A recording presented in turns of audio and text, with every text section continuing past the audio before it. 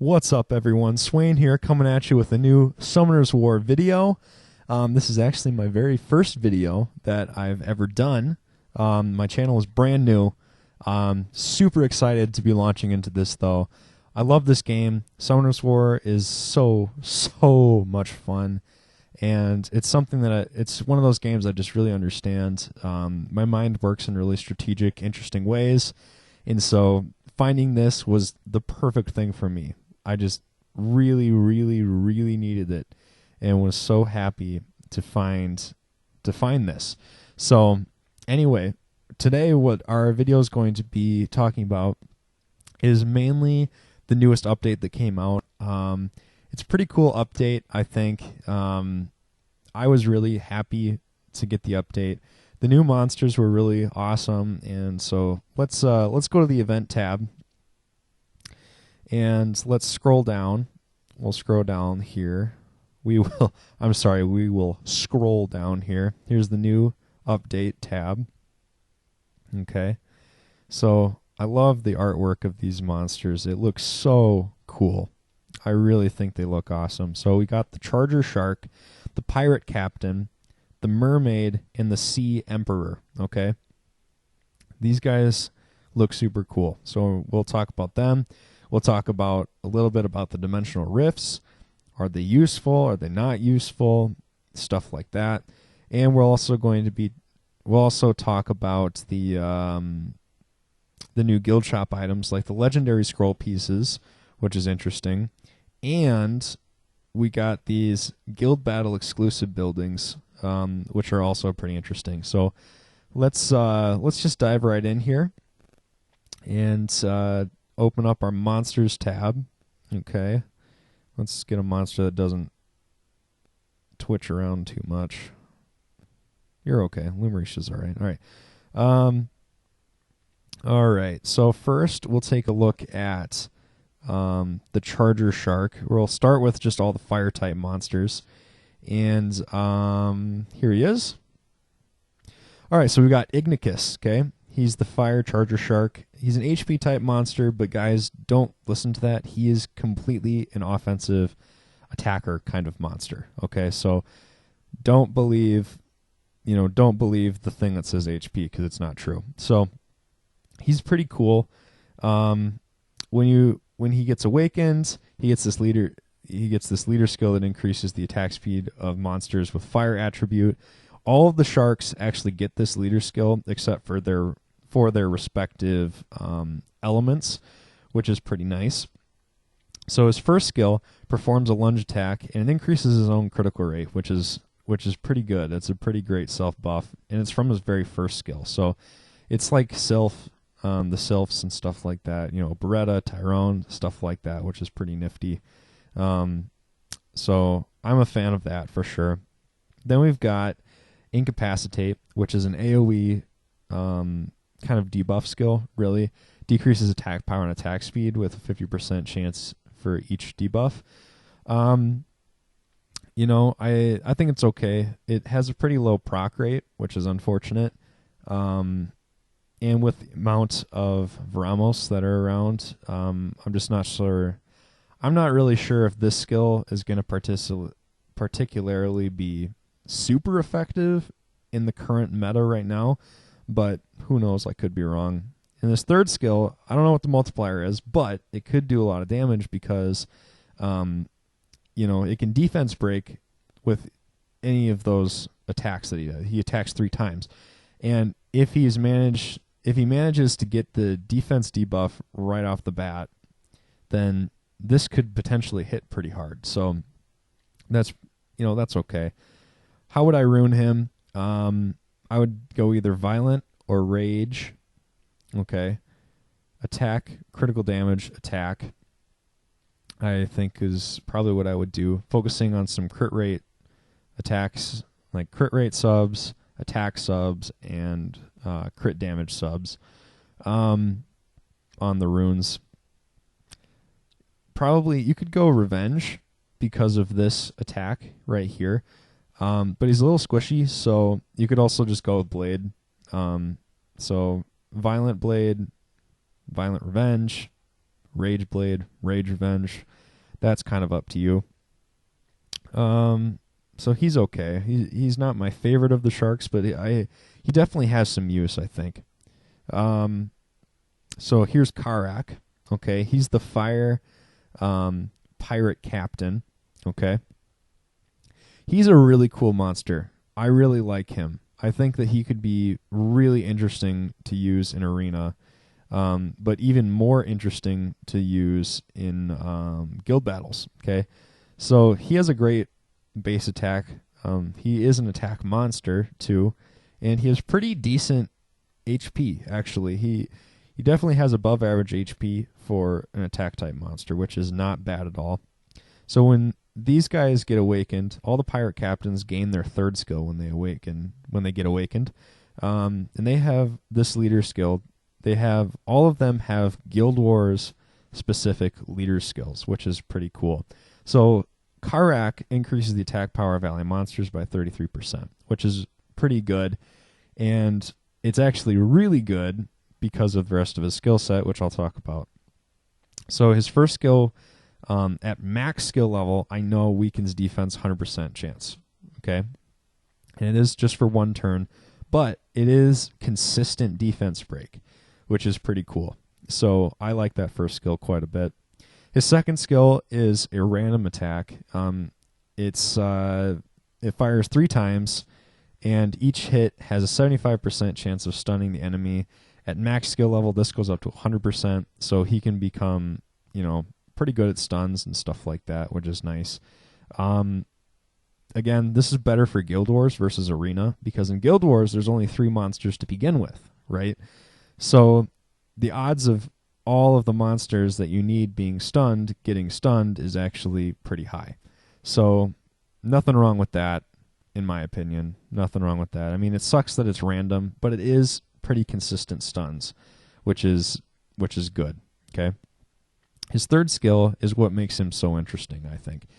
It basically is like a mini Sierra skill. So do you guys know, if you don't know who Sierra is, she's the Wind Oracle.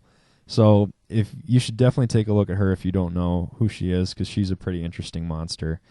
So Karak, what he does is that he does supposedly great damage with this skill, and additionally sets off the bomb effects on whatever target that he hits with this skill. Okay, so that's pretty good. Okay, because if you remember right, the bombs got a recent buff, and so they actually stun when they go off. Okay, so the enemy who has the bomb effect gets stunned when that goes off. So he kind of has like double stun skills, right? He has an AoE stun skill for 100%. I'm sorry, single target stun skill for 100%, and an AoE stun skill for 100%. So that's not bad. That's really not bad at all, I don't think. He's definitely, I would only use him with bomb teams. I mean, that probably goes without saying, but I'm going to say it.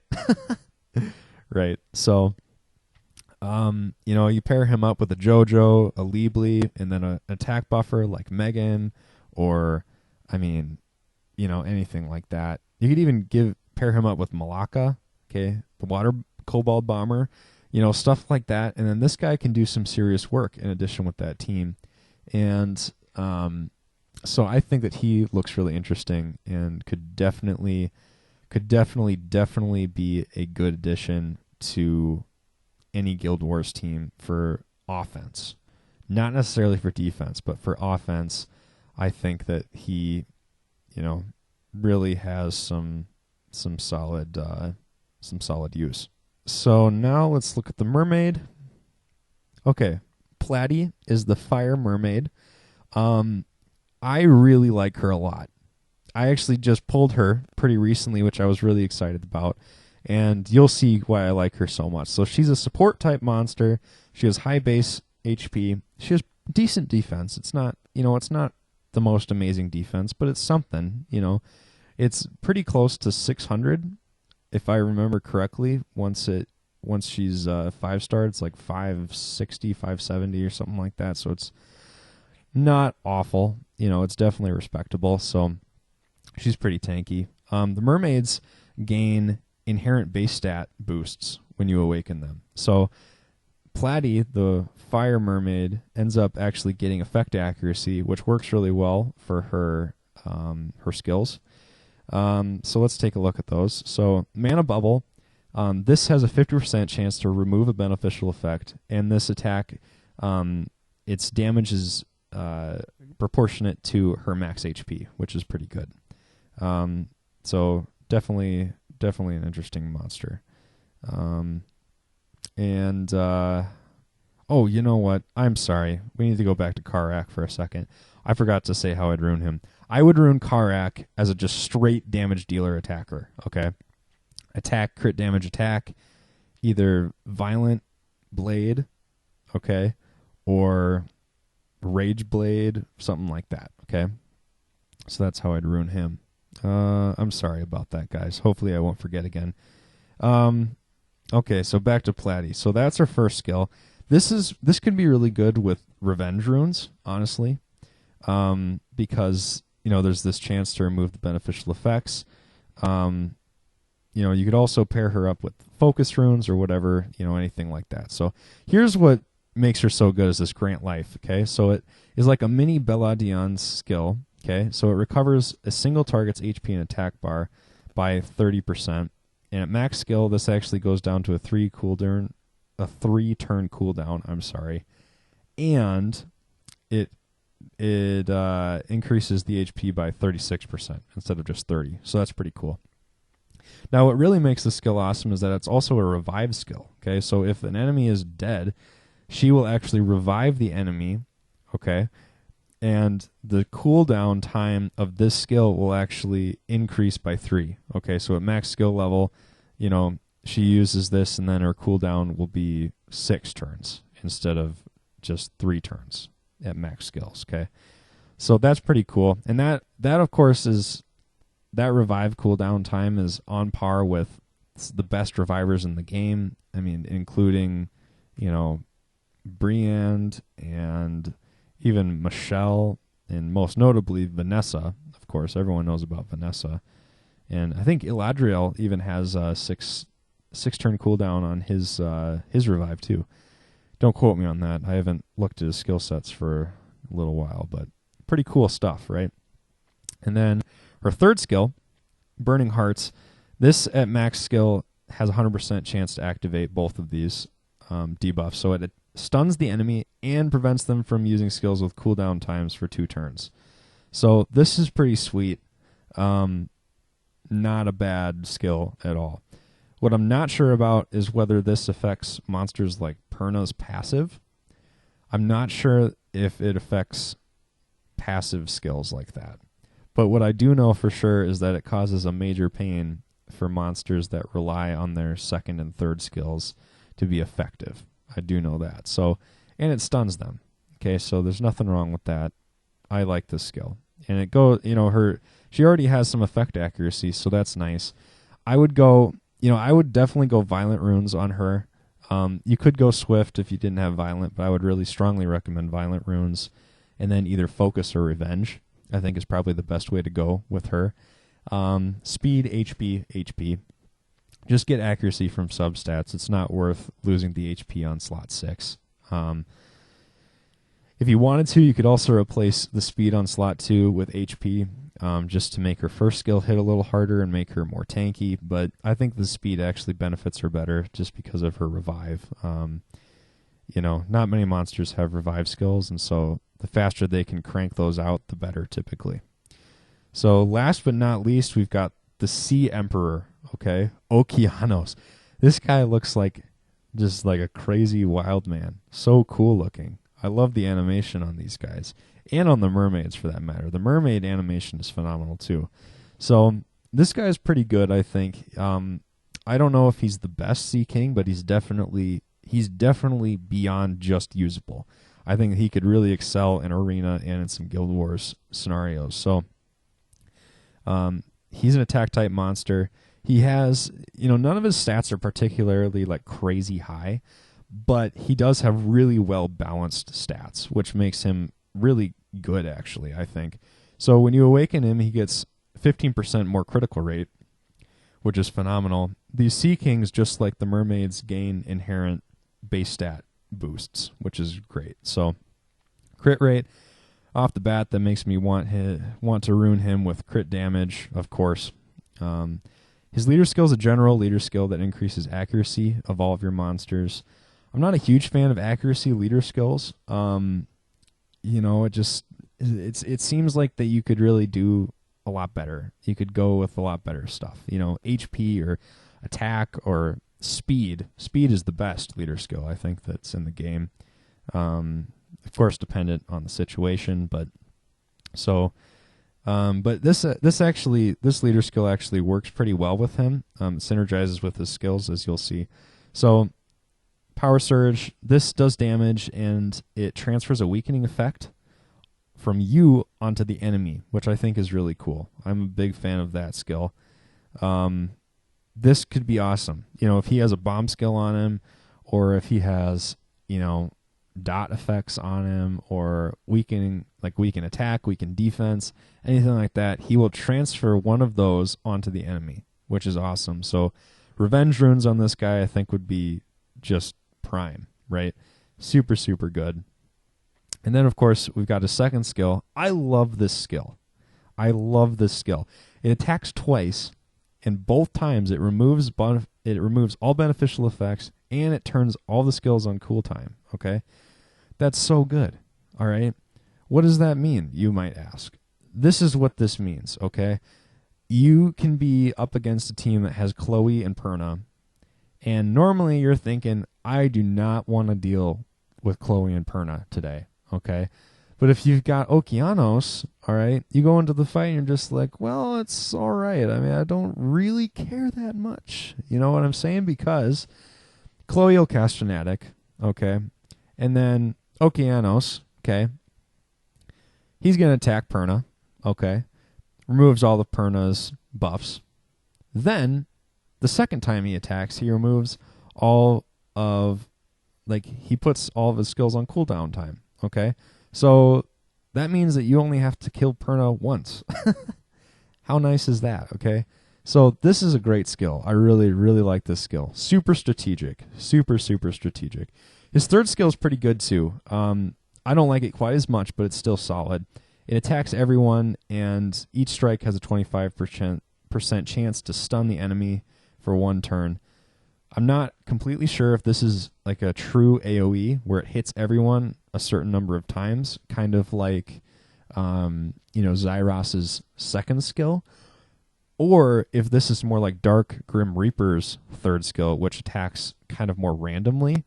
I'm not 100% sure. It doesn't make it super clear, but we'll find out. If any of you guys have him and use this skill, let me know how it works.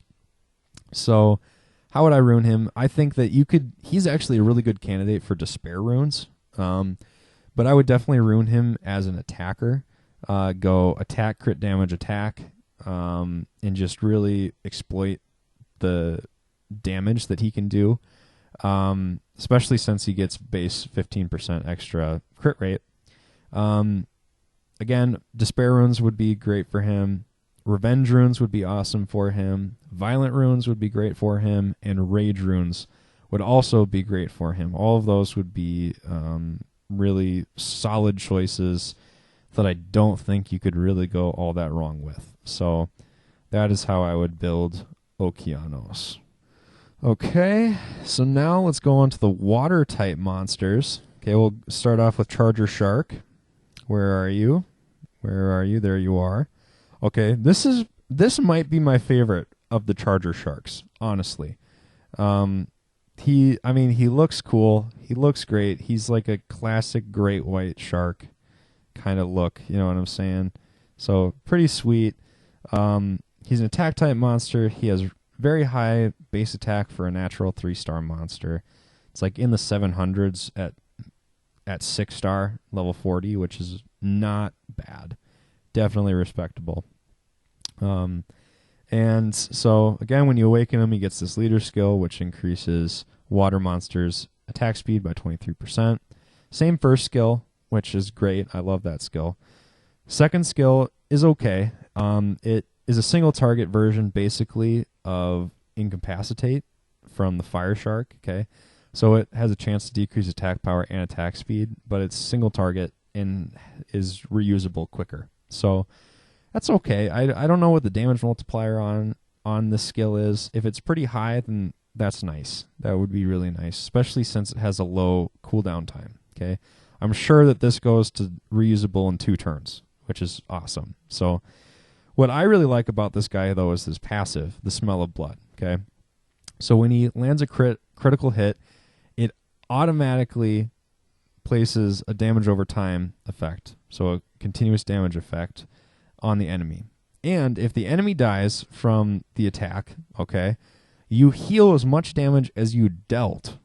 Okay, so let's say that you are attacking, a hellhound, right? A fire hellhound. And you do 10,000 damage to the hellhound, okay? And you kill it, you heal yourself by 10,000, okay? Nothing wrong with that at all, in my opinion. So how would I use this guy? This guy, to me, is a Famon Hell farmer, okay? A lot of you guys may know this, but I made a guide on the official Summoners War forum on the Com2West site, and I really dug into the details of farming experience and did a lot of data accumulation. I'm sorry, I can't talk tonight. I'm sorry. Lots of data accumulation, lots of thinking about stuff and doing number crunching and all of that. Okay, lots of statistics, and worked really hard to come up with this guide for people. And I think I'm going to add him to this because he would be a phenomenal Famon Hell farmer. And because you don't need to put vampire runes on him or anything like that. He can just kind of be built as a straight attacker and just literally powerhouse his way through the stage. No problem, which I think is really cool. So I would rune him either Violent Revenge or Rage Revenge. That, to me, I think would be the best way to rune him. And I would go attack, crit damage attack. You could put speed on slot 2 as well. And you could also put crit rate on slot 4 instead of crit damage, depending on kind of what you're going for. But I think that this is a pretty cool monster. Definitely is going to have some use for farming Famon Hell. Very cool. Awesome. All right, so let's talk about the water pirate captain now, Galleon. Okay, he's an HP type monster. He has a very high base HP, which is awesome.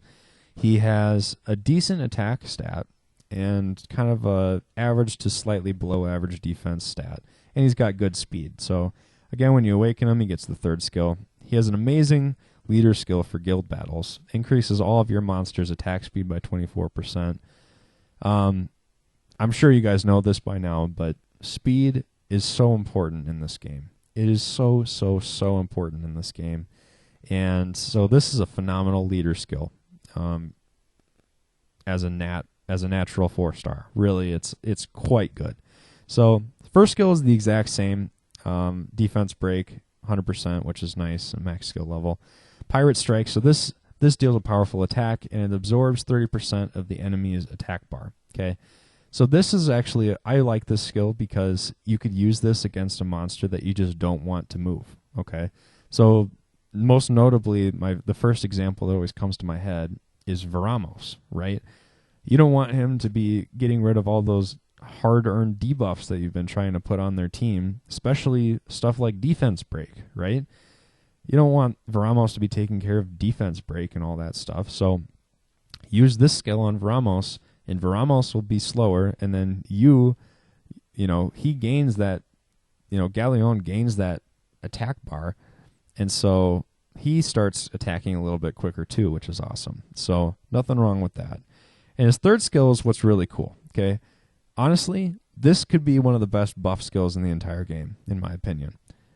depending on a few things that I'll talk about here. But so it increases the attack power of all allies for 2 turns and decreases the defense of either a single enemy or all enemies. I'm not sure. Sometimes the wording's a little bit strange. For 2 turns with a 75% chance at the same time. Okay. Now, it kind of seems like it would maybe just be a single target, but it could be an AoE. If it's an AoE, this is honestly one of the best, support skills in the entire game. Like, you pair this guy with a bunch of really tanky, or I'm sorry, not tanky, a bunch of really hard-hitting attackers, oh man, just about anything, okay? Any really good attacker, and wow, do some work, right? If it's not, even if it's not an AoE, and even if it is just a single, just a single hit, like a single monster that gets the defense break, like that monster's gonna die. Not many other ways to get around it, right? So he's pretty cool. I would rune him either kind of mostly as a support type monster and not really focus too much on his attack. You could actually rune him as more of a hybrid monster if you wanted to, but I think that if I got him, I'd go just support, more of a support role, and I would go either violent or swift, focus, or maybe revenge, possibly revenge. Either focus or revenge, though, for sure. And I would go speed, HP. You could get rid of one of the HPs and put attack on him to make him hit a little bit harder, to kind of be kind of a, offensive supporting kind of monster. But honestly, I think that he's better used as a, as a support type monster. So he's pretty cool. I would definitely be happy if I pulled him. That's for sure. All right, so now let's look at the water mermaid, Tetra. Okay, so she's a support type monster, and she is definitely one of my least favorite of the mermaids, I would say. She has a little bit lower HP than the rest of them, but she has higher defense, which is okay. But honestly, the HP is better than the defense for arena and stuff like that. And she has 110 base speed, which is solid. That's good. Same first skill. We know this skill. Her second skill is nowhere near as good as the fire's second skill. So it's okay. It's not a bad skill, but it's just not as good, I don't think. But it removes all harmful effects on an allied target and casts a shield that lasts for 3 turns that's proportionate to the monster's level. Okay. I don't know if it's proportionate to her level or if it's proportionate to the other monster's level, but if they're both 6-star level 40, it doesn't really matter, right? So it's okay. It definitely provides some protection and gets rid of those harmful effects, which is not bad. But it's only single target, so not sure about it. It's okay. Her third skill is what makes her a little bit interesting. Song of the Sirens. Based off of the wording, it sounds to me like it puts all the enemies to sleep and it can't be resisted. Okay? Correct me if I'm wrong about that. But that is kind of what definitely what the text kind of seems like it's saying, I would say. So Tetra, I don't know. I think that she would mainly be used for, like, I don't know if she'd have a whole lot of use in arena and stuff, but maybe some use in TOA. I don't know. I don't know. She's not as good. I just don't think she's quite as good. But if you were to use her in arena, you'd pair her up with a bunch of really high damage single target nukers. So that way all the other monsters that are asleep don't get woken up. Because sleep is just not as good as stunning or freezing or anything like that. But it's okay. It's okay. I would rune her probably violent, either violent revenge. I would say violent revenge probably would be best for her. maybe Violent Focus, but if this skill can't be resisted, then she doesn't really need the accuracy quite as much. So Violent Revenge probably would be the best way to go. Speed, HP, HP. Yeah. Maybe HP, HP, HP. But speed, HP, HP I think is best. So that's Platy. And last but not least, we've got Poseidon, right? What a boss. What a boss. Look at this guy. Holy cow. What a boss. The King of the Sea. King of the Sea. How cool. Love the animation. I think I already mentioned that. But, okay, this guy's kind of like a better version of Varad, okay? The water dragon. All right, so he's an HP-type monster. He has great base HP. You know, he pretty decent attack. And he has, you know, pretty decent defense as well. So, again, very well-rounded base stats, okay? When he gets awakened, he gets an inherent 25% accuracy, which is really good for his skill set. He has this leader ability that increases the attack power of all of your monsters by 33%. This is good for arena and stuff like that. Not quite as useful for TOA, which is what I think that he's actually best for. But it's a good leader skill nonetheless. Power Surge, we know what that does. The second skill is pretty cool, Sweeping Waves. It's an AoE, so it attacks everyone, and it prevents them from using skills with cool times for one turn. This basically incapacitates other monsters just to use their basic skill, which in a lot of cases does significantly less damage than their other skills. I mean, the only monster that I know that has more than one skill that actually does damage, where the first skill does more than the second skill, is Theomars, right? The Water Ifrit. So, and how many Water Ifrits do you face in TOA? None. I don't think there's a single one. So that's pretty good. And then Maelstrom or Maelstrom, something like that. I can't say that very well. I don't know what that even means.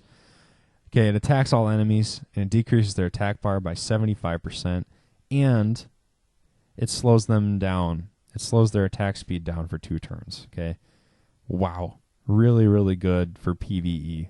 Holy cow, this is honestly pretty good for PvP, so arena and guild wars and stuff like that too. But this guy's going to shine best in TOA, I think, for sure. Honestly, this guy screams Despair runes. Like, you could maybe go with Violent and you could make a case for it, but I think that Despair Revenge is the way to go with this guy, honestly. Despair Revenge. And I would go speed, HP, accuracy, just to make sure that he lands everything that he needs to as frequently as possible, as consistently as possible. Again, I think he's really mainly a TOA monster. So you can use him for arena and stuff, but he really shines in TOA. Awesome monster. Awesome monster. So now we're on to the wind types. Let's find the Wind Charger Shark. Where are you? Where are you? There you are. He's my least favorite. Zephyrus is my least favorite of the Charger Sharks. He doesn't have anything, in my opinion, that really makes him stand out in any way, comparatively to some of the other ones. He's an HP type monster. He has pretty low attack for being, for his skill set. It just doesn't work very well. When you awaken him, again, he gets this leader skill that increases speed. Same first attack. Second attack is the same as the water one, so it's the single target. And then Spiritism is his third skill that he gets. So it increases his attack power and attack speed for 3 turns. This is pretty good. You automatically gain another turn when you use this skill. So it's exactly like the Chimeras, right? I can't remember what that skill is actually called that they have, but Zeratu and Rakan have that skill as their second skill. Except theirs gives immunity instead of the attack speed increase, which is I think is better. But it's not an awful third skill for this guy to have. I just I don't know what the damage multiplier is on these two skills, and if it's not very high, then I just don't think that this really does anything for him. Like, awesome. He hits a little bit harder than a wet noodle, maybe. I don't know. But if these two skills hit hard, then he could be a very good self-reliant kind of buffer. But honestly, if you're looking for a self-buffer that does a lot of damage, going for something like Kali, the fire high elemental, is probably the better choice. But who knows? I could be wrong. How would I ruin this guy? Probably the exact same as the other ones. Violent or Rage, Revenge, or Blade. Attack, crit damage attack. Just try and get as much damage milked out of these guys as you possibly can. That to me would be the name of the game with this guy. Okay, now let's move on to the pirate captain. Barque, something like that. I love his purple feathers. That's kind of cool. So he's an attack type monster. He doesn't have a super high base attack, but it's okay. He has, pretty decent HP and pretty decent defense. So, not awful. When he gets awakened, he gets his third skill, just like all the other ones. His leader skill is awesome. Increases the critical rate of all your monsters by 24% in guild battles. That has great synergy with tons of monsters. Tons of monsters. Any rage comp that you've got with crit damage and stuff like that, this guy would work well in, I think. So same first attack, defense break. Second skill is the same as the water one, so it does damage and increases his attack bar. And his third skill, is interesting because I don't think there's any other skill like this in the game as of right now. So it does his first skill and then does his second skill. Okay? So it's basically like getting a guaranteed violent proc. Okay? Now, I don't know what the damage multiplier is on this skill, or if it is any different. I feel like it'd be the exact same as if you were to do these two skills individually, or it might be a little bit higher than you would if you were just doing these individually. But I think that this could do quite a bit of damage because it defense breaks and then hits with the second skill. Okay, so it's like a self-sufficient skill, which is really interesting. So I think that he would be best built just as a straight up nuker, just a wind single target nuker, which, the current meta doesn't. It doesn't really allow too much for single target wind nukers to be used, but in Guild Wars he could be used, I'm sure. So pretty interesting. I would ruin him as just a straight attacker, either Violent Blade or Rage Blade attack, crit damage attack. Just make him hit hard is kind of the goal of Barque or however you say his name. Guys, she is, I think, hands down the worst mermaid. I hate to say it. If you get her, I'm glad that you got a new monster, but honestly, she's food to any of the other ones. I'm sorry, that's just how it is. I think, at least. I don't know. Maybe someone can prove me wrong and show me that she's really good. But she's a support monster with high base HP and high attack, but somewhat low defense. When you awaken her, she gets effect accuracy, which works well with her skills. But so same first skill. This is the shield skill, not the revive skill. So a little bit lackluster there. And crushed hopes. This is a super random skill because it attacks one enemy 3 times, and the first hit can decrease the target's defense for 2 turns. The second hit can block them from receiving heals and stuff like that. And the third hit can prevent the enemy from using skills with cooldown times, okay? But it's only a 50% rate to activate for any of those. So it honestly wouldn't be super out of this world for this skill to not have any of those actually debuff the enemy, right? So I don't know. I don't know about her. She seems like she can't be relied on quite as much as the other mermaids. I mean, she looks great. The animation's awesome. Like, I just don't know about her skill set, you know? But yeah, I don't know.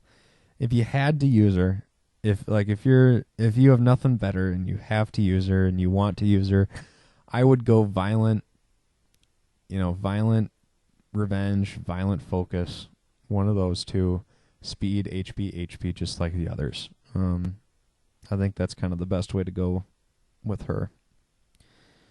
And last but not least, we have the good old Sea Emperor. And we've got Triton, right? So Triton, man, look at these guys, though. They're so cool. Triton, right? This is, you guys, I'm sure you guys, or at least some of you watching this, have seen The Little Mermaid, right? That old Disney movie, right? And Triton has his daughter, Ariel, right? Let's look at Ariel. Ariel. No, it's not her. Wrong Ariel, right? Different Ariel. This Ariel looks like the Ariel I'm talking about looks a lot more like her than Water Archangel. But anyway, back on subject. Okay, so he's a defense type monster, and he has pretty good base HP. He has decent attack, not crazy high, and he has really high base defense. Okay, so this guy also is kind of more of a TOA, kind of PvE kind of monster, I think. So when you awaken him, he gets effect accuracy. He has a 33% defense boost as his leader skill. Same first attack, okay? His second attack is the same as the water one, so the AoE cooldown, prevention skill or whatever. And his third skill, I really like this third skill, Mega Tsunami.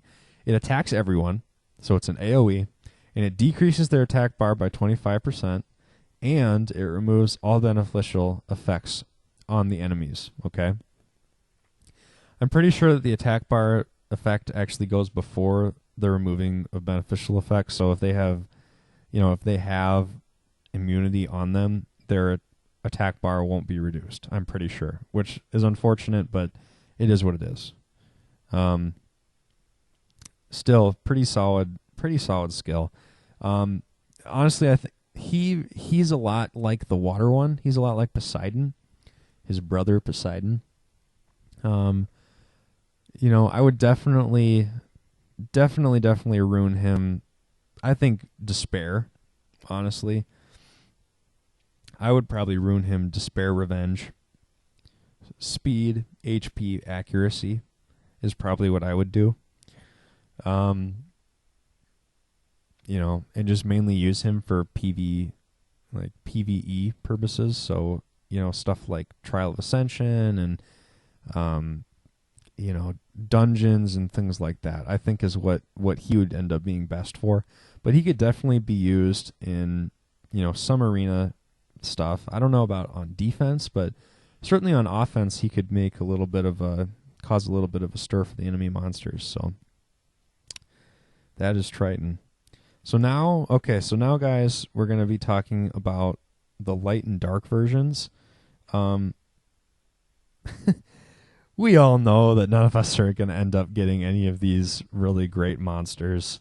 The light and dark versions of these monsters, guys, are really solid for most of these guys, okay? Very impressed with a lot of these. So we'll let's take a look at some of these, starting with Charger Shark. Here is the Charger Shark, Rumicus. Okay. He honestly is kind of, I don't know. Yeah, I feel like he's the worst version of the water shark. Okay. He's like the sad albino brother whose older brother, right, is Brutus, the blue shark, right? And he's just hanging out here, and he's like, "But what about me?" Right? But he doesn't have any love, I don't think. But he's an attack type monster. He's got he's got okay attack. Same first skill. The second skill is the single target one, and his passive. Here's the thing: is his passive to me just is the weaker version of the water ones. So he recovers 30% of his HP and 50% of his attack bar whenever you kill an enemy. So again, I don't know. It's all right, but the water one I think is just a lot better overall. I really do. If you had to use him, I'd rune him the exact same way as all the other sharks. Violent or rage, either revenge or blade, attack, crit damage, attack is probably how I'd go about it with him. Okay, so now let's go to the mermaid. Where are you at? There you are. Okay, Molly. Molly the mermaid. She has the most normal name, I think, of all the mermaids. But she looks great. I love her color scheme. It's really cool. Really, really cool. So she's really good, I think. She's definitely one of the better mermaids in my opinion. Okay, so she has great base HP and she has great base defense. Okay, what is not to love about that? Okay, she's tanky. Okay, she gets resistance. Okay, when she gets awakened, so that makes her even more tanky because she can't be debuffed as much. Okay, that's pretty cool. I like that. All right, same first skill. Great skill. A lot of love for that skill. The only thing I don't like about her is she's got this air shield, which again is not as good as the revive, in my opinion. It's still okay, but it's not as good as the revive. But this skill actually synchronizes, or not synchronizes, that's the wrong word, synergizes a lot better with her third skill than the other two mermaids that we've seen, in my opinion. Okay, her passive is what makes her so good, in my opinion. Glaring Mists. So whenever an enemy attacks, they have an automatic 20% chance to hit a glancing hit.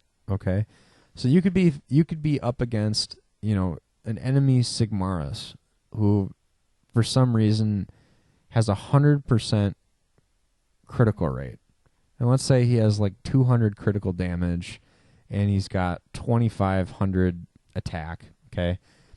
Even though he would hit like a truck, okay, and he should always hit with a critical hit, this passive will make it always that there's a 20% chance to land a glancing hit. So as soon as you see her come onto the playing field, you can't rely anywhere near as much on monsters that are, rage monsters that have crit damage, because it just doesn't work as well with her. Okay, and she has a second effect too. It recovers the ally with the lowest amount of HP by 10% too. Now, what I'm not 100% sure about with her is whether this happens on every time Molly has a turn, or if this happens every single time the enemy gets a turn. Okay, I think that this would actually be better if it was whenever the enemy gets a turn, because that to me just would make things really frustrating and really difficult for the enemy. Because if they have tons of violent runes, right, and especially if they have a bunch of monsters that are like support type monsters that don't really do any damage, then every time they proc, you heal your team. How cool is that? Now, if it's the other way and it's just when she gets a turn, it's still good. Not quite as good as if it were enemy turns, but it does kind of seem to me like it's during the enemy turns. So this passive is just super, super strong. Love that. So I would rune her. You could make her either mega tanky, because you probably know that she's going to be, people are going to attempt to burst her down, just because of how annoying she is. So you could go either violent revenge, okay, HP, Or you could go, Violent Revenge, Speed, HP. You could even go Endure runes on her because of, her increased resistance, and so you can just make her such a pain to attack. So I really like her. She seems really good. And now let's look at the... here we are. Oh, I totally missed you. I'm sorry, Brig. I was supposed to do you before the Mermaid. Oh, well. I haven't forgotten about you. I haven't, I promise. So, he's an HP type, or I'm sorry, he's an attack type monster, but he has pretty decent, he has okay base HP, and he has okay base defense, and his attack is, it's up there, but a little bit low for an attack type monster. Okay, he gets an accuracy leader skill, which I already told you guys kind of my thoughts on that. Not the greatest. It kind of synergizes with his skill set a little bit, but it's hard to know exactly. So, same first skill. He has this Pirate Strike, the attack bar absorption skill. And he has this skill, okay, Disarm. Now, it says it attacks enemies, okay? So it seems like it's either an AoE or it's like it hits a couple targets, but maybe not everyone or something, okay? Which is cool, okay? It's crazy because it decreases their defense, attack power, and makes them unable to receive beneficial effects for 2 turns, okay? There's a 75% chance to activate each of those effects, and I'm sure it goes up when you skill them up. It may even go up to 100%. I'm not 100. I don't know for sure, but wow. And it has a 4-turn cooldown time. Wow. Really, really cool. I think that the best way to go with him is to build him as like a hybrid kind of. You could either go straight out damage dealer, or you could go kind of hybrid support / attacker sort of a thing. I think he's too squishy to be really like a pure support monster, I think. But you could definitely, spruce him up at least a little bit. So if you wanted to go full out offensive, either Violent or Rage, Blade, or probably Blade, maybe Focus, just because he needs a little bit of accuracy for that third skill to be effective. But again, if you're using him in Guild Wars, you can just, use his leader ability and it's fine. But attack, crit damage attack for the attack kind of version of him. And if you wanted to build him more of a hybrid, I would probably go, like a support kind of attacky kind of monster. I would probably go Violent Focus, okay, or Violent Revenge. One of those two. Speed, attack, HP is probably what I would go for with him. And you definitely do want some accuracy substats for this guy, just because otherwise his skills are not anywhere near as effective. But don't go overboard on it. Much more than like 30 or 40% accuracy is probably a little bit overboard, since he's probably not going to be attacking monsters that are crazy tanky. I don't know. Maybe he is with super high resistance. Hard to know. But yeah, so that's Brig. That's Brig for you.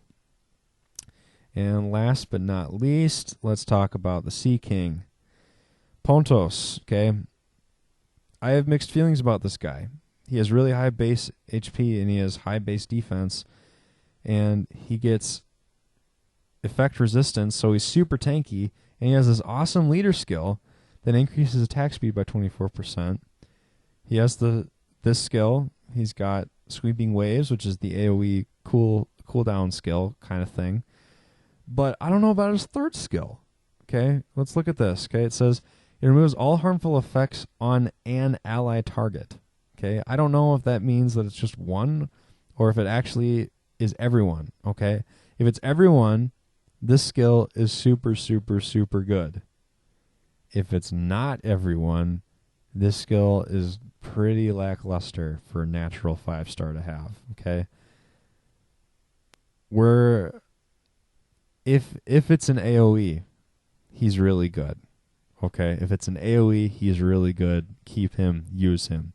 Okay. You can use him either like Chloe, so like focusing on complete speed. Okay. Swift, speed on slot 2, other runes, just get as high speed as you can. Or you could make him like, something like that. Okay. If it's not an AoE, I'm just going to say it, don't use him. He'd be a waste of a monster space for most teams. Okay. He looks awesome, but honestly, he'd just be a trophy monster if it's just a single target. So, yeah, that's all I have to say about him. Okay, so that concludes the light monsters. So let's go on to the dark monsters. These ones are my personal favorite. Well, okay. A lot of these dark monsters are my favorite versions of these. So let's start with the Charger Shark. Okay. Calicus is his name. Really cool. Pretty sweet looking dude. Yeah, real neat. So he's an attack type monster. He has pretty good attack for a natural 3-star. He gets his leader skill when you awaken him, which is this. We know what his first skill does, crit rate increase. Second skill, so this is the AoE version of the skill that the other sharks have, okay? So this one's the same as the fire type one. So, kind of a utility skill. Now, what I really like about him here is this third skill. So Chow Down performs an attack that deals more damage according to how low the enemy's HP is. So the damage that this skill does goes drastically higher as the enemy has a lower percentage of their own HP. Okay, so if the enemy has lower than 30% HP, this attack does 100% more damage. Wow. Okay, that's super serious. That's super serious damage. Okay, now I've heard some people's opinions on this guy, on this monster, and some people think he's okay. Other people think that he sucks. I personally think this is one of the better sharks, and he's the best shark to use for any kind of arena purposes. And I think that he could even be used in like endgame-ish arena.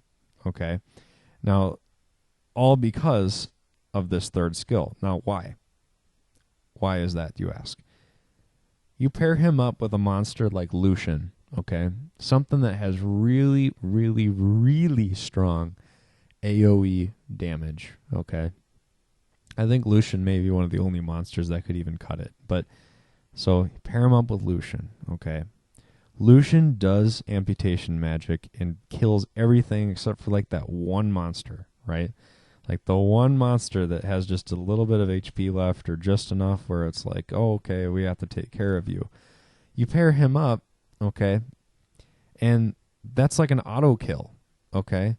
It doesn't matter what element they are because Calicus is dark type, right? So like, Lucian mainly has problems with fire type monsters. Well, this guy has no problem with fire type monsters. So Lucian doesn't even need to get the darn thing all the way down to a sliver of health for it to be consistent. This guy can, even at half health, this guy's probably doing quite a bit of damage. Okay, with this third skill there, but so you pair him up like that, and then you just use him as a finisher, just a finisher. I think that could be really effective, and really interesting to see, how something like that could end up playing out. So. Charger Shark, Calicus, pretty interesting. I would rune him the same way as all the other ones, either violent, violent revenge, or actually for this guy, honestly, I would do Rage Blade. I would try and go for Rage Blade on him, and attack, crit damage, attack. and just, you want this third skill to be hitting as hard as it possibly can, because I think the best context that you use this guy in is in those AoE situations where he just cleans things up, right? He doesn't need to worry about gaining additional turns and stuff like that. He just needs to take out the one monster that he needs to take out, and then that's it. That's his job. So it's pretty cool. So let's go on to the pirate captain. Where are you? Where are you? There you are. Okay. Frigate. I like his name. Brig and Frigate, I think, are the two coolest pirate captain names also. So he's a support monster with really high base HP, and he has kind of average attack and defense skills, right? He gets his third skill when you awaken him. He has this attack power increasing leader skill. So that's pretty good. This guy's just straight utility. He doesn't really do damage. He just is a utility monster, and he does a great job with it. I don't think that any of his skills are wasted really in any sense of the word. So his first skill, defense breaks, as we know. He has this random stun attack, but it's 100% stun at max skill level, which isn't bad, especially for Guild Wars, because it hits 3 times. You could end up stunning all 3 targets. It is random, so it's not the best, but it's definitely something. And then this third skill is what makes him really interesting, and it increases the attack bar of all allies by 50%, okay? And it reduces their cooldown times by 1, okay? So this really speeds up the offensive capabilities of your team, okay? Especially if you have a team that is slow or has really high cooldown times, okay? This will really, really help out. Frigate will really help out with that, which is pretty sweet. Really nothing too bad about that. So, his leader skill in guild battles also supports your team offensively, just like the rest of his skills basically do. So he's pretty sweet. I would rune him probably just as a straight support monster, honestly. So I'd probably go either Violent Revenge. Violent Revenge. Maybe Violent Focus, just so that his first 2 skills, can land their debuffs a little bit more consistently. One of those 2. Definitely Violent Runes. And you could maybe go Swift if you didn't have Violent, but Violent would be better for him. And I would say Speed, HP for Frigate. We don't want him to die. So that's how I would rune him. Great monster. I'd be happy to get him. Beta, okay? She hands down is the best mermaid. Not only does she look the coolest out of all the mermaids, she has a sweet name, Beta, right? She is better than the average mermaid. She is better than you think she is. She is better. She is better than better. Right? She's so good. She's so good. This is an S-class monster. Okay, in case you were wondering, she is an S-class monster. I don't think there's any question. Okay, let's look at her a little bit more in detail. Not in that way, but like her skills and stuff. Okay, her HP, high base HP. High base defense, high base attack speed. Holy cow. That's 3 out of 4 right there. Okay. Look at that. Increases her attack speed by 15. So she's that's really solid. That's like 10 out of 10 kind of stats right there. All right. She has her mana bubble skill, which is not bad. Good skill. Really good skill for a first skill. And, drum roll please, the revive. She has the revive skill, guys. She has the revive skill. And not only does she have the revive skill, but look at this third skill. Recovers the HP of all allies by 15%. And decreases the chance of receiving a critical hit for 2 turns for all allies. And grants them immunity for 2 turns as well. Wow. Absolutely amazing. This has got to be one of the best buff skills in the entire game. I mean, wow. Wow. Has a long cooldown turn, like long cooldown time or whatever, but who cares? She revives, she heals, she removes beneficial effects, she has a damage proportionate to max HP. I think the best way to go for her is violent revenge, speed, HP, HP. Okay? Just get her good. What an amazing monster. If I ever get her, I will cry. I will scream and shout and probably hug a tree. I will hug a tree. I mark my words. If I get her, I'll hug a tree. I'll do it for you guys. Wow, amazing monster. Man, okay. Last, but definitely not least, I'm going to introduce you to the freaking new Zeratu. Mananananananananan. Okay? Look at that dark orb.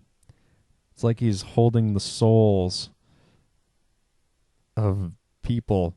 It looks so crazy. Holy cow. This guy is insane, guys. Everything about him synergizes perfectly. Such a good monster. He has good HP. He has great attack. And he has good defense. Okay? He's a little on the slow side, just a tiny bit, but it doesn't matter because his critical rate goes up to 13%. Okay? I'm not 13, I'm sorry. 30% crit rate without any runes, nothing. Okay? Plus he has the 24% general crit rate leader ability. Okay? So if you have him as the leader, without any runes, he's already sporting 54% critical rate, which is awesome. Okay? But then we look at his skill set, okay? We know this attack, it moves a weakening effect, right? That's pretty good, all right? This skill, which is my really favorite skill of the second skills for these guys, is, the Spear of Devastation. We know what that does, okay? So remember what these two do. Make sure that you've got that in your head. Now, this is what makes him scary, beyond all other things, is this passive that he has, okay? King of the Ruins passive. Attacks deal 50% increased damage on enemies that are under harmful effects. That's already really good. If that ended there, I'd be happy. But it doesn't end there. Also, attacks will deal 50% increased damage on top of that if the enemy doesn't have any beneficial effects, okay? Holy crap. I am calling it right now.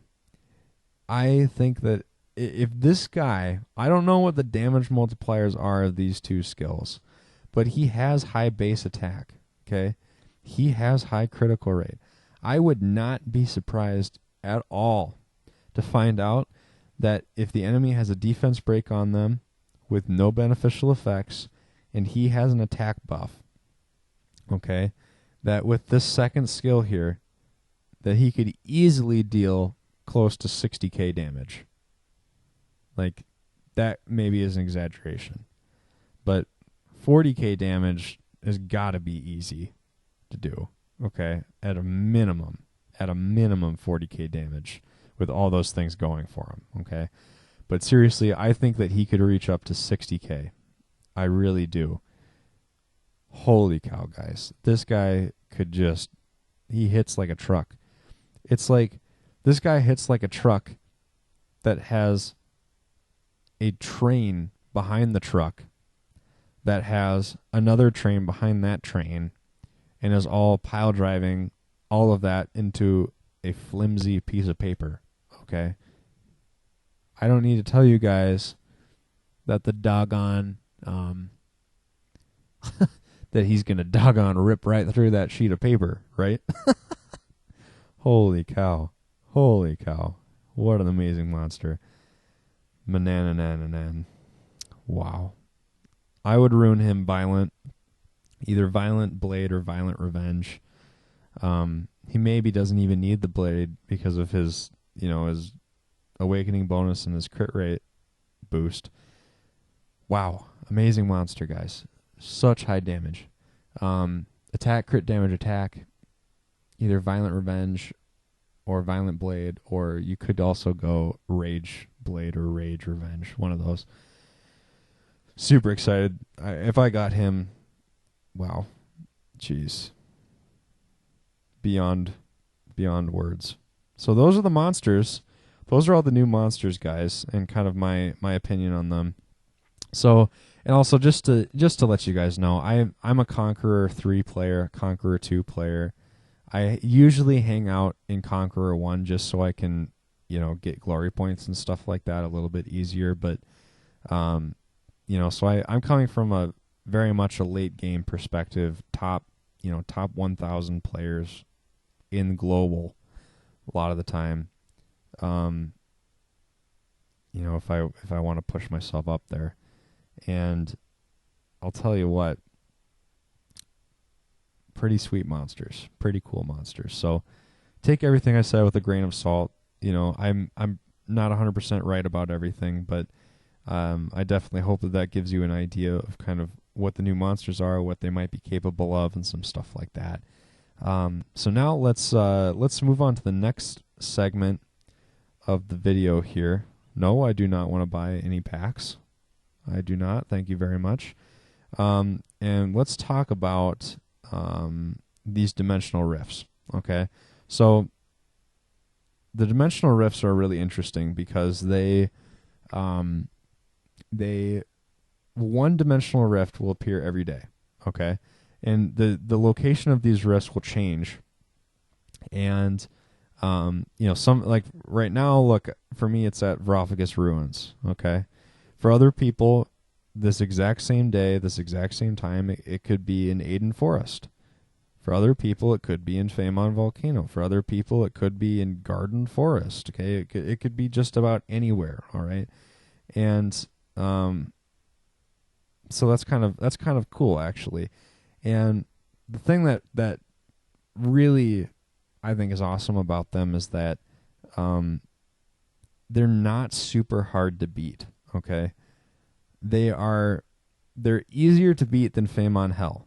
Okay, if you can solo Famon Hell on any stage, basically, it's very, very likely that you can use that same exact monster to solo even the hard mode, okay, of these stages. Okay, and this actually works out well because it's at Verophagus, so I can show you my Susanoo. Okay, so let's look at some of this stuff. Okay, so normal mode. Okay. Normal mode requires 20 energy and 1 dimensional crystal. Okay, you can save up to 10 of these dimensional crystals, as you can see. I have 7 of them right now. Hard mode requires 30 energy, and again, it requires 1 dimensional crystal to enter the stage. So let's go ahead. I'm going to enter normal, okay, and I'm going to use my Susanoo. Here, I'll show you quick overview of his stats. So that's my Susanoo, and we are going to play this stage on normal and on hard, and we're just going to talk a little bit more about kind of what to expect, and whether these are worth farming or not. Okay, actually I actually just completed the run, but something wonky happened, and my game crashed and a couple other things. So, all right, so let's. Sorry about that. As you can see, my mermaid actually leveled up from the run, but oh well, whatever. All right, so here we go. Let's get started. I'll show this run again. Good old Huahi.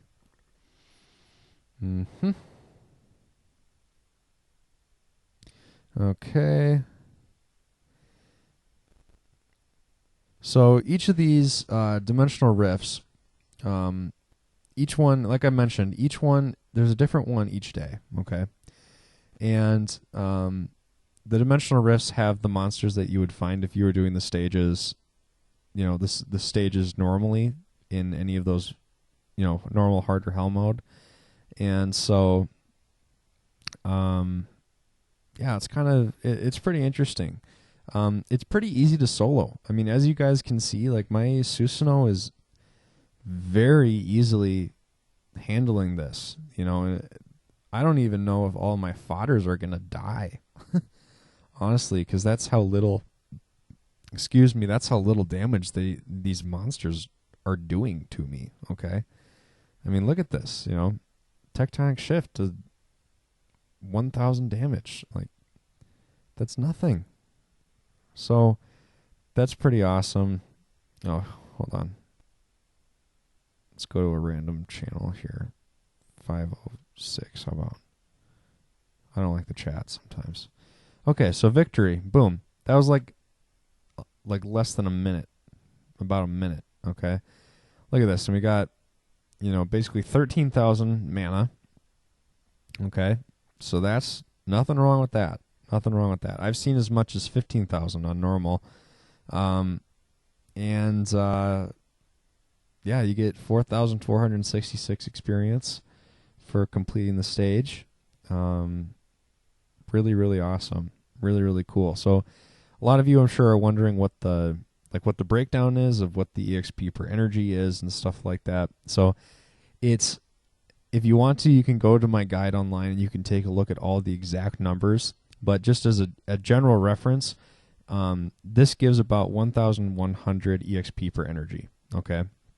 Which is pretty good, especially for normal. Comparatively to all the other normal maps in the game, this actually, I believe, these dimensional rifts provide the most EXP per energy of all the normal modes when you're doing normal. And then I believe it is similar for the hard mode as well. It's certainly the hard mode of these stages, which here I'll show you. Now we'll do a hard mode. Okay, so you guys can see this as well. As you can see, the monsters gain level. They're now 6-star monsters, level 40. Okay.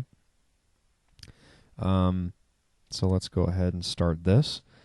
On the hard mode, you get the EXP per energy rate goes up, actually. It goes up to about, I think it's a little more than 1,300 EXP per energy used. So it's not as much as like doing Fame on Hell, but it's more than doing Fame on Hard. Okay. So that's pretty cool. Yeah. On hard mode of this, you get like basically 25k mana drops. Okay. So at the end of the day, the big question is, what's the most efficient? Okay. What gives me the most bang for my buck? Okay. These dimensional rifts are extremely, extremely efficient. Okay. But not necessarily with as much in regards to experience per energy, but much more with time. Okay. I mean, you guys can see these go by real quick. This is not a slow process at all. And, this is, you're using 30 energy, okay? And the EXP per energy rate is pretty good, okay? It's, 1,300, which isn't that much lower than doing Fame on Hell, to be completely honest. So, if you're crunched for time, farm the crap out of these because they're gonna do well for you, okay? I think especially times where these are really good to use is when you have double EXP on, okay? If you don't have double EXP on, like I don't have double EXP on right now, so normally I wouldn't be doing this, but I'm showing all of you guys so that you can see kind of how this works.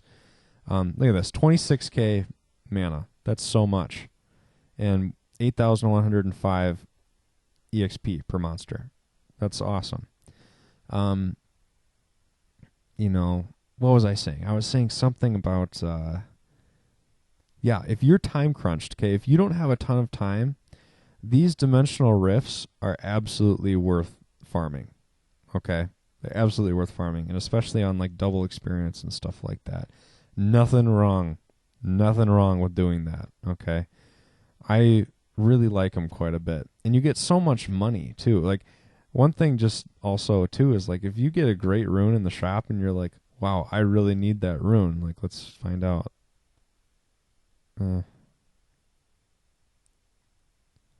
Okay, well let's pretend for a second that this was a 6-star crit rate rune, or even better, it was a 6-star crit damage rune. Okay, and let's say it costs like 35, like, or sorry, 350k mana.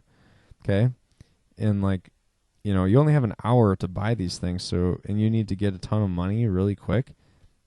By all means, just farm those stages. It's worth it. It honestly is not bad at all.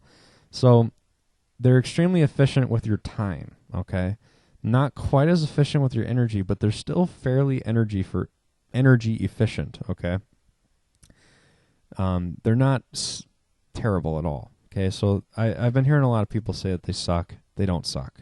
Don't listen to the people who say that they suck. Okay, now you know. You've got the data. You have the data behind the whole operation. So that's good stuff. So next, and also let me know if you guys have any questions about this stuff, or if I fail to communicate something as clearly as I meant to. Just, you know, leave a comment or something like that, and I'll try and get back to you as soon as I can, and try and figure out how I can help best. So the last thing we're going to talk about here, oh, not shop, I'm sorry, is community.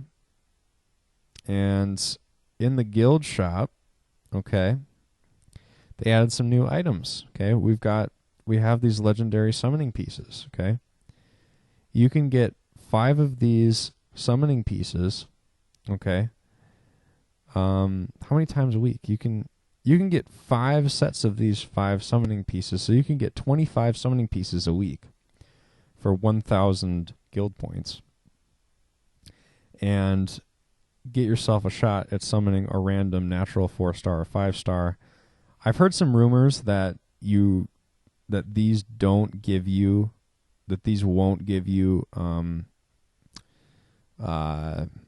awakened natural 3 stars and awakened natural 4 stars, but I don't know if that's actually true or not. Well, I guess, you know, maybe we'll find out once people start using these more. You know, here's my thought, okay? And a lot of people have mentioned this already, and I think it's really smart. If you don't have the water Ifrit, and if you don't have the water Ifrit and you don't have the fire Ifrit, keep getting Ifrit summoning pieces. That's a guaranteed natural 5-star. And the water one and the fire one are good, okay? No question about it. They're strong monsters. So that's what I would recommend doing. So once you get those, then you can start maybe spending some points on these legendary summoning pieces. But until then, I don't know. I would maybe hold off. You know, maybe you could get one set a week or something if you really wanted to, but that's kind of my suggestion with that. So next, let's take a look at these new buildings. Okay, so we've got the Flag of Rage, Flag of Hope, Flag of Will, and Flag of Battle. Okay, I have got the Flag of Hope, and I upgraded it once. Okay, as you can see, it costs like almost 1,000 glory points, or guild points, I'm sorry, to upgrade this to level 3, okay? That means that these are super expensive and probably are significantly more expensive than even the Sky Tribe Totem pull and stuff like that, okay? Now, granted, most people probably get quite a bit more, you know, guild points than they do glory points, but still, it costs a lot. So, should you get these? Yes. You absolutely should get these. Why? Because any advantage that you can get during these guild battles is going to either make or break you. Completely. That's the end of the story. Okay? If you die, like, if your monsters die, you don't get to use them again until the guild battle, like the guild war is done. Okay? That's, like, a super cool thing that Comtwist decided to throw in with the Guild Wars stuff, but it also can really suck, okay? So, like, this Flag of Hope increases your HP, okay? And it looks like, based off of the way that it's scaling, this will give you, each of these buildings, okay, will give you 20% additional stats. Okay, so that's really awesome. That's really, really, really good. And I believe that these stack on top of the regular buildings that are just active for everything. Okay, so these are only for Guild Wars. Okay, but I would say if you're going to focus on any of them, focus on this one. Focus on the Flag of Hope, because HP is really important. And if they had a speed one, I would say focus on that first. But there isn't one, which is actually probably a good thing. I'm not going to lie. So, Flag of Hope. Max that thing out. Okay? Then after that, I think that first, no matter what kind of team comp you run for Guild Wars, that's the most important one. After that, you need to make a choice.